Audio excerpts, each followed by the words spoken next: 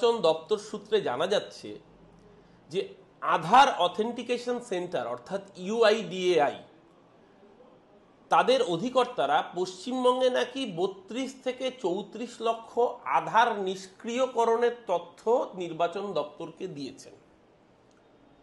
এখানেই প্রশ্ন যে এর আগে পার্লামেন্টে লিখিতভাবে তারা জানিয়েছিলেন যে ইউআইডিএআই তারা বছর ভিত্তিক, রাজ্য ভিত্তিক বা কোনো স্পেসিফিক আধার নিষ্ক্রিয়করণের তথ্য সংগ্রহই করেন না।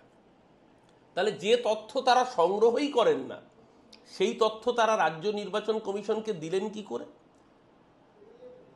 32 থেকে 34 লক্ষ ভোটারের আধার কার্ড নিষ্ক্রিয়করণের অর্থ হচ্ছে প্রায় রাজ্যের যত সংখ্যক ভোটার আছে তার প্রায় 5%-এর বেশি ভোটারের নাম সরাসরি নিষ্ক্রিয় করে দেওয়া বা তালিকা থেকে বাদ দিয়ে দেওয়া।